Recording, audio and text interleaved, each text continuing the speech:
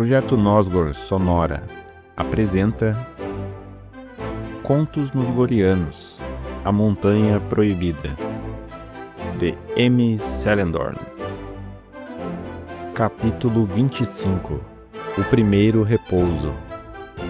Quando os filhos de Elgar descansaram pela primeira vez.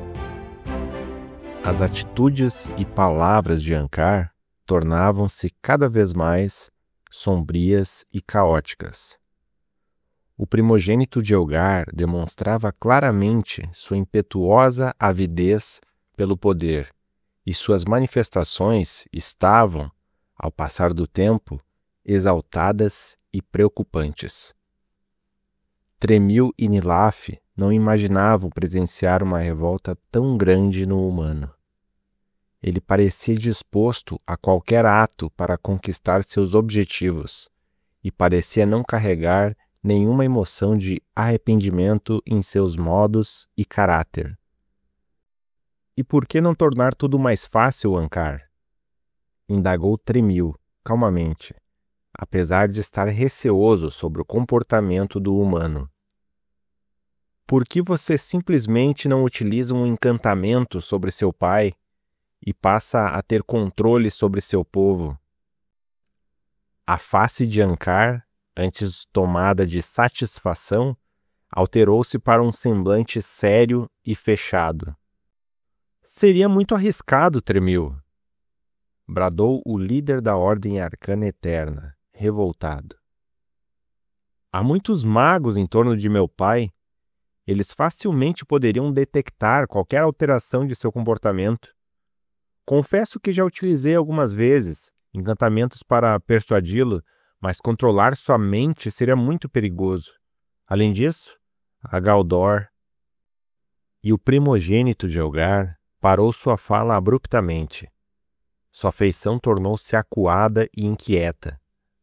Ankar demonstrou claramente sua preocupação e leve receio pelo velho mago. O anão Nilaf, percebendo o nervosismo de seu líder, interveio com outra pergunta, com idêntica pertinência à situação. Nós não deveríamos continuar agindo ocultos, Ankar? Indagou Nilaf, convicto. Pelo que me lembre, nossas atitudes mantêm-se sob sigilo unicamente para não despertarmos a atenção das outras ordens mágicas, pois, como todos sabemos, a necromancia é proibida. No entanto, este seu acúmulo de rancor parece estar prestes a nos revelar. Há alguma forma de você relaxar? Ankar permaneceu calado. Baixou sua cabeça e olhou fixo para o solo. Sua feição carrancuda quebrou-se no instante em que ele se levantou. Seus olhos estavam carregados de uma fúria jamais vista igual. Seus punhos fechados pareciam estar segurando uma abundante quantidade de energia mágica. Num piscar de olhos, uma grande luz preencheu o ambiente e um grandioso ruído ecoou pelo local.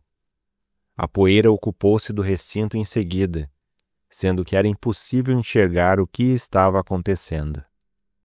Como posso me acalmar? Como posso me acalmar? Repetiu Ankar, revoltado, exaltado, indignado. Após ter sido preterido, traído por aqueles que deveriam me dar suporte, minha família, por meu pai, prometi, por minha estimada mãe, não mais usar a magia para conquistar esta maldita competição, mas, após ser repreendido mais uma vez, agora por você, Nilaf, esta promessa está acabada. A poeira foi baixando lentamente. Era difícil saber se o anão estava bem, após aquela imensa explosão criada pelas mãos furiosas de Ankar. O silêncio tomou conta das ruínas, enquanto o primogênito de Elgar dava as costas para toda a situação. Em momento algum, Nilaf te repreendeu, Ankar, disse Tremil, no interior da grande nuvem de poeira, quebrando o silêncio reinante no lugar. Ele apenas o alertou, ou melhor, Ele apenas o aconselhou. Somos uma ordem de magos, porém, antes de tudo, nós o consideramos um amigo. O som da palavra amigo, proferida pela tranquila voz do elfo Tremil, foi como uma brisa suave para o ânimo colérico de Ankar. A serenidade tomou conta de seu espírito e suas perturbações pareciam ter evaporado. Desculpe-me, disse o líder da Ordem Arcana Eterna, com um semblante confuso, porém arrependido. As afrontas em minha volta me enfurecem. Tentei controlar todo o rancor em meu peito, embora seja difícil. A nuvem de poeira dissipou-se por completo. As fumaças negras, as quais continham os 2 necromantes distantes, continuavam intactas. O disparo mágico de Ankar não causou nada a Tremil nem a Nilaf, inteiramente perplexo com a repentina fúria de seu líder. Contudo, a parede da ruína que absorveu todo o impacto da magia estava completamente despedaçada. A aparência de Ankar também estava diferente. Toda a grandeza resultado de sua ira repentina havia se dissipado, tal qual a nuvem de poeira surgida no local. O primogênito de Elgar aparentava um indivíduo pequeno, desorientado, capaz de despertar compaixão nos olhares de Nilaf e Tremil. Lembre-se, Ankar, interveio o elfo calmamente. Nossas ações de necromancia, apesar de proibidas, devem continuar o caminho trilhado até aqui, de boas intenções. Não podemos nos desvirtuar desta ideia. O conselho de Tremil era totalmente coerente. O problema não são as intenções, Tremil, respondeu Ankar, tranquilo, totalmente o oposto de alguns instantes atrás. O grande problema de Nosgor são as interpretações dessas intenções. Poderemos ser interpretados erroneamente e precisamos estar preparados para tal. Vê o que aconteceu ao descobridor da necromancia? Mas para isto não há necessidade de ódio e maldade, interrompeu o elfo, desta vez de forma mais ríspida. Você precisa manter um único foco. Concentre toda a sua avidez e ambições em concentração e calma. Desta forma, suas metas podem ser alcançadas com maior facilidade. A mente serena trabalha infinitamente melhor do que a tumultuada. O primogênito de Elgar escutou atentamente as palavras do elfo. Realmente, este Ankar não era o mesmo de antes, que havia atacado a nuvem de fumaça negra onde estava Nilaf. Agora, ele transmitia serenidade, uma profunda paz de espírito. Se houvesse alguém em Nosgor capaz de acalmar a fúria do líder da ordem, este sujeito era o elfo de fala suave, chamado Tremil.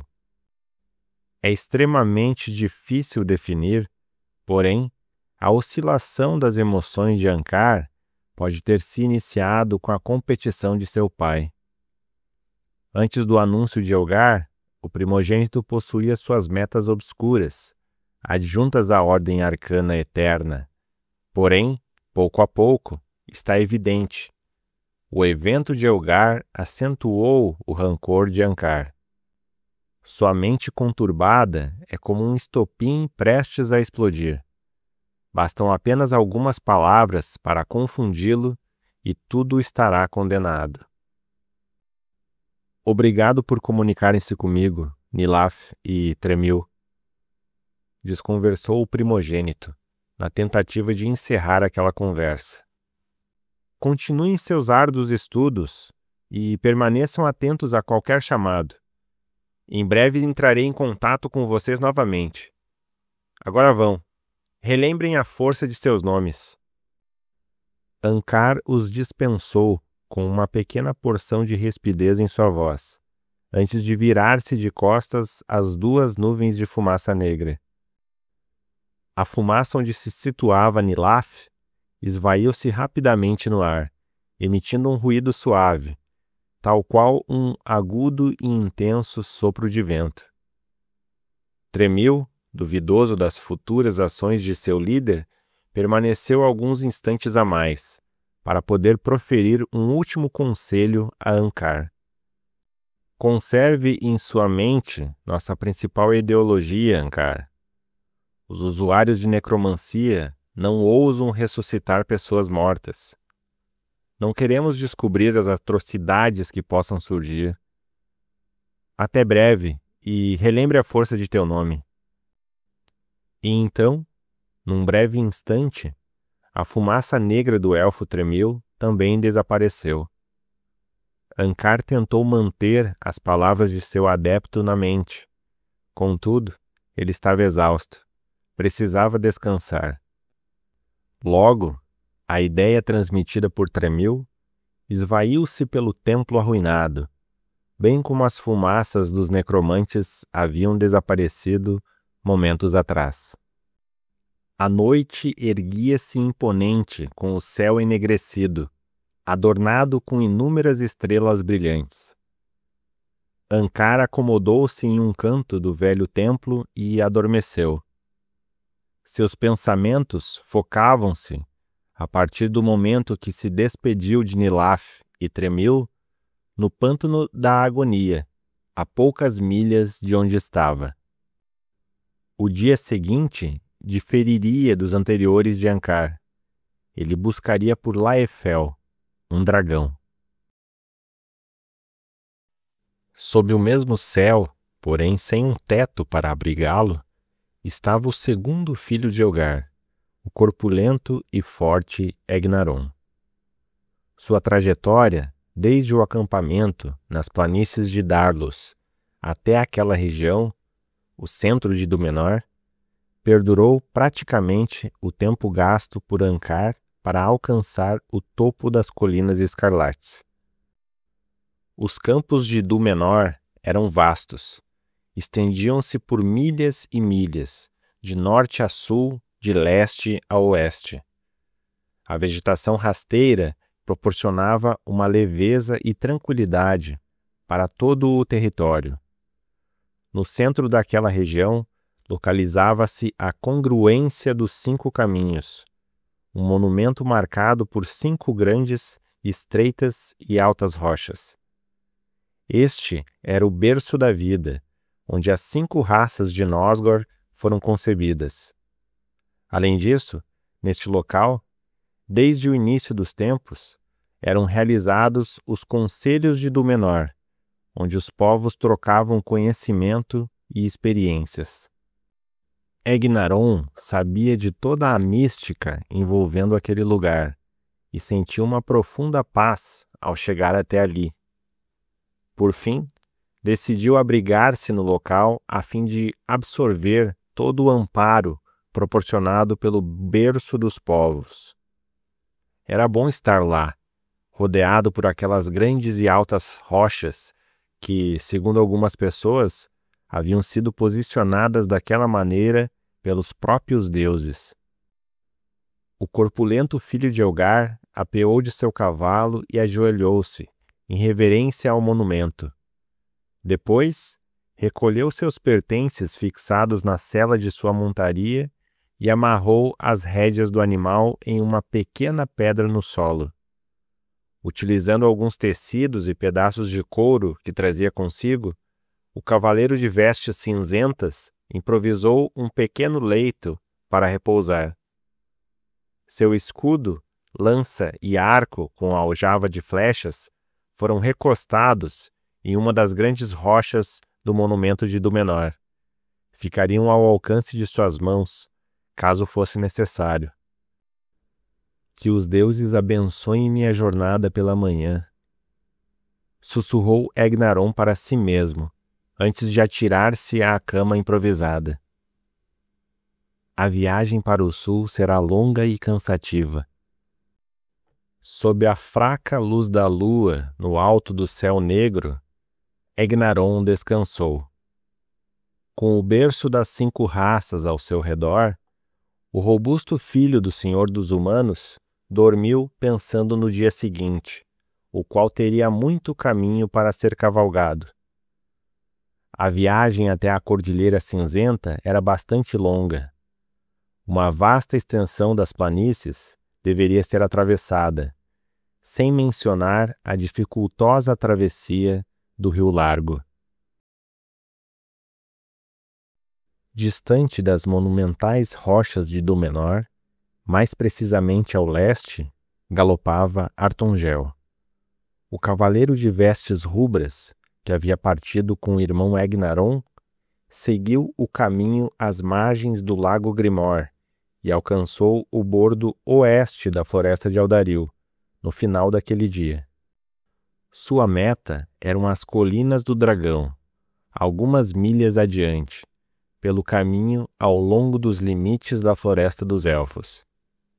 Dentre os 4 filhos de Elgar, Artongel era o mais adiantado, pois a proximidade de seu destino era, de longe, a menor. No entanto, Artongel sentiu que deveria parar. A noite erguia-se imponente, e por mais que houvesse a cintilante luz da lua para guiá-lo, o humano sabia os riscos de aventurar-se na escuridão noturna. Aquela região da floresta era conhecida por ser o abrigo de muitos animais selvagens. Outrora, quando ainda era um jovem e inexperiente caçador, Artongel arriscou-se por este lugar, na companhia de seu irmão gêmeo Artongil. Os gêmeos estavam no encalço de um javali. Contudo, acabaram sendo surpreendidos pelos elfos, habitantes daqueles domínios, os quais são declaradamente defensores da natureza. Os irmãos foram prisioneiros do povo élfico por 2 dias, e apenas foram libertos quando seu pai, Elgar, apareceu diante de Nevitilion, senhor dos elfos, para uma formal desculpa. As lembranças de seu cárcere na floresta de Aldaril fizeram com que Artongel cessasse sua cavalgada e descansasse. O humano gostaria de evitar um possível embate com uma criatura qualquer e, por consequência, eximia-se de problemas com os elfos. Artongel desmontou das costas de seu cavalo castanho e largou seus pertences no solo. Em seguida, conduziu seu animal até uma árvore próxima, para fixar suas amarras lá.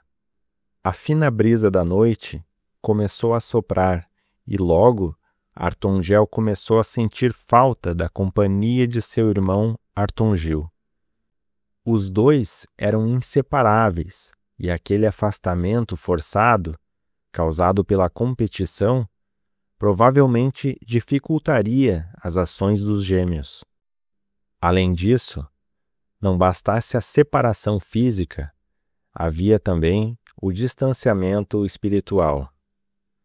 Graças às palavras venenosas de Ankar, Artongil estava contra Artongel e não gostaria de unir-se ao irmão tão cedo. O irmão mais jovem, Artongel, sentia a ausência de seu fiel companheiro e desejava profundamente que o irmão sentisse o mesmo. O vilarejo de Brava-Margem estava silencioso. Era tarde, e àquela hora, muitas pessoas já haviam se recolhido para seus lares. Poucos habitantes ainda transitavam pelas estradas de pó que interligavam as diversas casas do local. As pequenas e aconchegantes moradas, construídas com madeira, espalhavam-se em pequenos grupos simétricos e regulares. A única construção afastada do núcleo do vilarejo, localizada a oeste de Brava-Margem, era a Academia Mágica, construída à parte para prevenir acidentes mágicos com a população. Os 2 portões de entrada ao vilarejo, ao leste e a oeste, jaziam cerrados e imponentes. Altas e longas paredes de madeira estendiam-se a partir de ambos portais e circundavam toda a Brava-Margem, oferecendo proteção e segurança aos habitantes. No topo da construção rústica, espalhados pelo adarve, por aqui e acolá, estavam alguns sentinelas. Munidos de tochas de fogo, lanças e coragem, os sentinelas eram homens, na maioria caçadores, organizados para resguardar o perímetro do vilarejo e defender o povo dos reincidentes ataques de animais selvagens. Os grupos alternavam seus postos em vários horários, sempre mantendo pelo menos um sentinela em alerta. Naquela época, a prática de resguardo aos limites dos vilarejos, usada originalmente pelos humanos, foi adotada por todas as raças. Assim, além de defenderem seus territórios, os sentinelas serviam de guias para viajantes distantes. As chamas bruxuleantes das tochas de fogo, ostentadas pelos sentinelas, dançavam de acordo com o soprar da brisa noturna. Alguns murmúrios nasceram entre os guardas sobre qual dos filhos de Elgar seria o grande campeão do evento.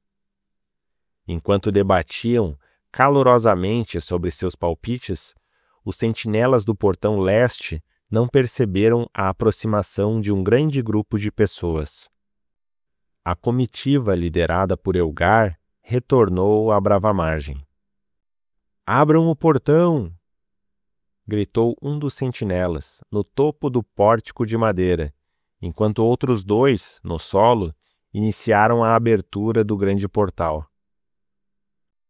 Lentamente, a entrada leste do vilarejo ficou disponível para o acesso da multidão liderada pelo Senhor dos Humanos. O grande grupo de pessoas, constituído de cavaleiros, carroças e homens a pé, encaminhou-se para o centro do vilarejo, para um último pronunciamento de seu líder. Altivo e com um semblante bastante satisfeito, Elgar guiou seu belo cavalo pardo para diante da grande multidão. Sem muitas delongas, iniciou seus agradecimentos.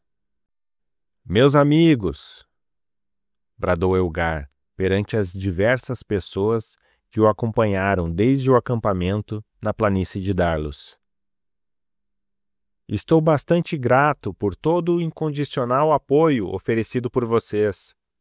Obrigado pela ajuda e compreensão, e a partir de agora nos resta apenas esperar.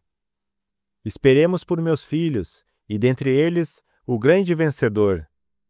O novo Senhor dos Humanos será conhecido em breve, e eu lhes peço que todo o comprometimento e o respeito de vocês a mim seja transferido a ele da mesma forma." A grande comitiva claramente aprovou as palavras de Elgar. As vozes mescladas, os rumores contínuos, os risos e os murmúrios dentre a multidão pareciam apreciar e concordar com a solicitação de seu líder. A propósito, todos permaneciam, desde o anúncio de Elgar, entusiasmados e envolvidos com o evento do Senhor dos Humanos. Era diferente, empolgante. Para alguns, era fantástico. Gradualmente, as pessoas se dispersaram, esvaziando o vilarejo de Brava Margem novamente. Contudo, um cavalgar pesado e constante aproximou-se da entrada leste, atraindo a atenção de alguns vigias naquele lado da muralha. Aparentemente, o cavaleiro não vinha pela estrada, iluminada por tochas de fogo, que interligava Brava Margem e Darlos. O ruído do galope do cavalo era proveniente das proximidades do Rio Branco. Na região de Brava Margem, o rio tinha águas serenas e silenciosas. Desta forma, a aproximação do cavaleiro foi facilmente percebida. Os sentinelas, atentos, vislumbraram as cores ostentadas pelo cavaleiro e logo certificaram-se. O verde exposto em suas vestes e o branco, com manchas negras, em seu cavalo, denunciaram a identidade do sujeito. Era Arton Gil. Prontamente, os sentinelas na base dos portões revelaram a entrada de Brava-Margem para que o cavaleiro adentrasse o vilarejo. Acelerado, Artongil cavalgou até o porto de Brava-Margem, ao sul do povoado. O filho de Elgar sabia da partida de um navio para Goregard naquela mesma noite. Inúmeros habitantes do vilarejo de Selfíria deslocaram-se até Brava-Margem a pedido de Elgar. Ao longo da competição, muitas pessoas retornaram para o leste. Naquele dia, com o anúncio e partida dos competidores para a terceira tarefa, outro grande grupo de pessoas decidiu regressar para casa, a fim de aguardar o resultado da competição do Senhor dos Humanos no aconchego de seus lares. A estadia em Brava-Margem era agradável, porém, muitos pensavam: não há lugar melhor no mundo do que nossos queridos lares. Se no centro de Brava-Margem havia poucas pessoas, o porto, pelo contrário, estava repleto de gente. Artongil se espantou com o grande número de pessoas preparando-se para embarcar. A fila atravessava todo o grande salão coberto do porto. Muitos espectadores e entusiastas do evento de Elgar voltavam para Goregard com seus corações preenchidos de ansiedade, diante do futuro incerto do filho vencedor. Os boatos corriam entre os pequenos grupos na fila e ninguém percebeu a presença do cavaleiro Artongil ali. Calmamente, o filho de Elgar apeou das costas de seu cavalo malhado. Ele conduziu seu animal até a entrada lateral do navio, onde havia um estábulo improvisado, justamente para alocar animais para as viagens além-mar. Embora tivesse se sentido um pouco insultado por não perceberem sua presença, Artongil sentiu-se aliviado por evitar um ruidoso alarde entre a multidão. Como eles não me viram? Questionou-se Artongil, pensativo. Adentrei o recinto com um cavalo, carregando este escudo e arco em minhas costas, e ninguém sequer reparou que estive por aqui, complementou o competidor, um tanto frustrado com a situação à sua volta. Artongil acomodou seu cavalo no estábulo do navio e voltou à parte externa, no salão do porto, a fim de esperar na fila o embarque de todos. Contudo, pouco empolgado com a abundância de pessoas presentes, voltou-se para o estábulo e lá permaneceu, ao lado de seu cavalo. O competidor sentiu a importância de manter-se escondido, pois gostaria de evitar alarde. Logo, o estábulo do navio seria um bom local para a viagem. Artongil viajaria tranquilo, oculto e na companhia de sua fiel montaria. O tilintar do sino do navio se fez ouvir. Era o sinal para que todos se apressassem no embarque, pois a viagem seria longa. As pessoas, desordenadas, adentraram no convés do navio e espalharam-se por todos os lados. A noite estendia-se soberana sobre a cabeça de todos. A luz cintilante da lua servia de guia para o caminho sobre as águas do Rio Branco. No interior do navio, inúmeras tochas de fogo estavam posicionadas estrategicamente para fornecer iluminação necessária para toda a tripulação. A partida se deu em breve. A bordo do navio, todos os passageiros se prepararam para a longa viagem que, na pior das hipóteses, perduraria por 15 dias. Artongil, furtivo e clandestino, permaneceu no estábulo do navio junto aos animais. Quando percebeu a movimentação da embarcação, o humano pediu uma bênção ao deus dos mares, Goratur, para sua jornada além do oceano. Sua expectativa era de retardar-se o menos possível, para retornar antes de seus irmãos em brava margem. Quanto aos irmãos, Artongil desejou luz ao caminho de Egnaron e Ankar. Ainda influenciado pelas palavras da discórdia de seu irmão mais velho, Artongil manteve-se avesso a Artongel e nem sequer mencionou o irmão gêmeo em suas preces. Era como se as palavras de Ankar tivessem o deixado cego. Tudo acontecia exatamente como o primogênito de Elgar desejou. Galad desistira ainda na segunda tarefa, e os irmãos gêmeos, separados, eram totalmente inofensivos. Àquela altura, a única ameaça à vitória de Ankar era Egnaron. Contudo, o primogênito fez questão de focar-se em seu recente objetivo, rumar ao pântano da Argonia e encontrar Laefel. Antes de adormecer, Egnaron, à sombra das pedras monumentais de Dúmenor, imaginou-se na costa do Mar do Sul, com sua lança em mãos, preparada para desferir uma estocada em uma serpente marinha gigante. Artongel, recostado em uma árvore nos limites da floresta de Aldaril, refletiu sobre sua chegada até a casa de Crandor, senhor dos dragões. Como deveria ser sua abordagem ao líder do povo dos Ares?